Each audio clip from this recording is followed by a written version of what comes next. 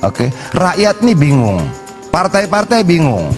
Oke, ketemu kecurangan pemilu, ngaduinnya kemana? MK, ada pamannya. Enggak, lalu kemana? Mau tidak mau pilihannya adalah hak angket, ditarik ke parlemen. Parlemen harus bertanggung jawab mengontrol produk undang-undangnya salah atau tidak. Parlemen harus bertanggung jawab terhadap setiap rupiah pengeluaran uang yang dia tanda tangani dalam APBN itu.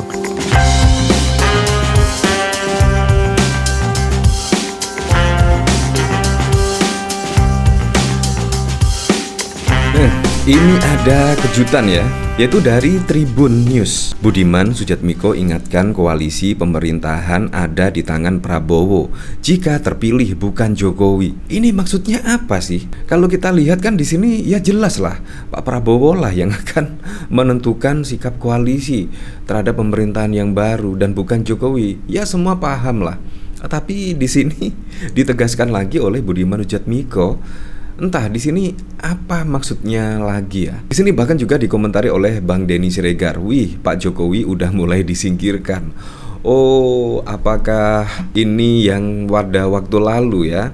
Ketika seusai pencoblosan, di situ bahkan Presiden Joko Widodo bertemu dengan Surya Paloh. Apakah ini akan menarik Nasdem menjadi koalisi di pemerintahan Prabowo Gibran? Wah, di situ kan masih dini ya untuk menentukan besok siapa yang jadi, karena hasil rekapitulasi dari KPU juga belum diumumkan dan selesainya pada 20 Maret nanti. Ya kita tunggulah pada 20 Maret nanti. Tetapi kalau Budiman Sujatmiko yaitu mengingatkan Presiden Joko Widodo di sini, menurut saya juga terlalu dini.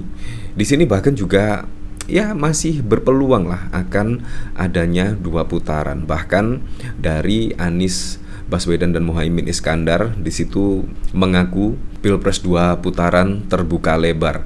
Kalau ada seperti ini, menurut Anda bagaimana ya?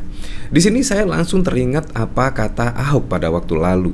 Ketika ada orang yaitu memilih Gibran, memilih 02 karena ada Presiden Joko Widodo. Bahkan Ahok pada waktu lalu, emang Presiden Joko Widodo bisa kerja? Ya jelas, menurut saya Presiden Joko Widodo sudah selesai, yaitu sudah purna tugas ketika Pak Prabowo Subianto dan Gibran di situ menjadi Presiden dan Wakil Presiden. Memang Presiden Joko Widodo sudah tidak bisa kerja lagi. Pada waktu lalu juga dipelintir-pelintir ya, seolah-olah Ahok itu ngomong Presiden Joko Widodo tidak bisa kerja dan Gibran tidak bisa kerja. Menurut saya itu dipelintir potongan-potongan video yang beredar pada waktu lalu.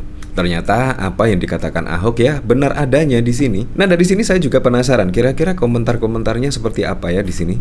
Di sini dari David Wijaya. Begitu diumumkan KPU, Prabowo nggak butuh jembatan, beliau cuma butuh Mayor Teddy. Di sini dari Wiguna. Dari awal, kapan pernah ada Jokowi eksplisit mendukung? Hanya propaganda saja.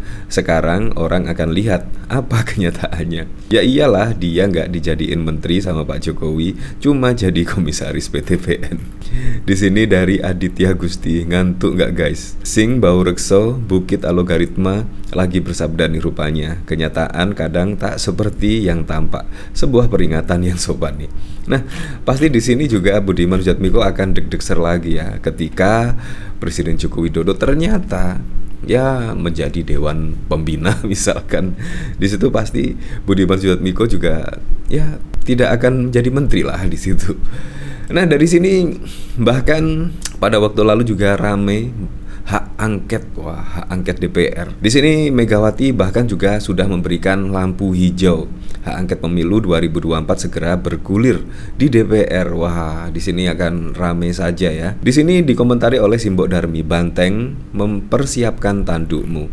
Nah, di sini memang sangat deg-degser, di mana juga kalau misalkan yaitu koalisi perubahan pendukung dari Ganjar Pranowo di sini digabung. Wah, di situ juga sangat ngeri-ngeri sedap ya.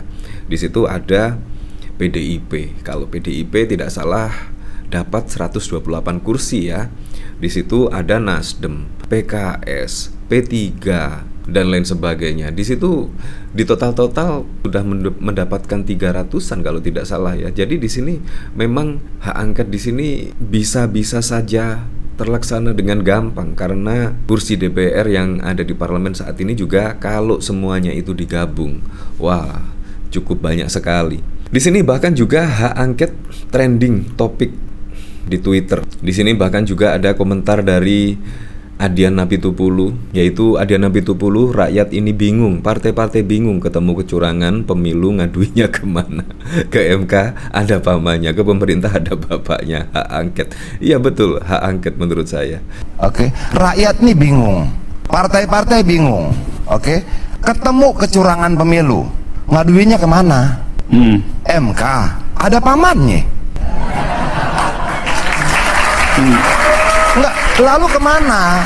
Mau tidak mau pilihannya adalah hak angket, ditarik ke parlemen. Parlemen harus bertanggung jawab mengontrol produk undang-undangnya salah atau tidak. Parlemen harus bertanggung jawab terhadap setiap rupiah pengeluaran uang yang dia tanda tangani dalam APBN itu. Ya, mau tidak mau, dorong aja dia angket, kan memang mekanismenya ada. Lu setuju kan? Bahwa kalau teman-teman mau mendorong di hak angket silakan, tapi bahwa Golkar mau setuju itu nanti dulu. Oh. Ya seperti itulah.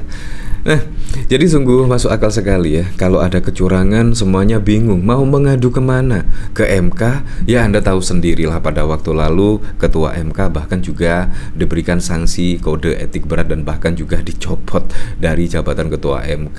Nah, mau mengadu ke siapa? Nah, akhirnya di sini hak angket DPR, yaitu fungsi dari DPR kan harus mempertanggungjawabkan semua uang yang sudah dikeluarkan. Menurut saya itulah fungsi. Kalau ada kecurangan di sini, menurut saya juga harus ada investigasi yang lebih dalam, penyelidikan yang lebih dalam. Ya diduga, masih diduga, tetapi kan dari video-video yang beredar, dari apapun, berita-berita manapun di situ memang ada indikasi mengarah ke situ. Jadi menurut saya sangat perlulah di sini hak angket. Di sini kami menunggu tanggung jawab seluruh anggota DPR RI untuk menggunakan hak angket. Yang mendukung hak angket DPR silahkan RTR.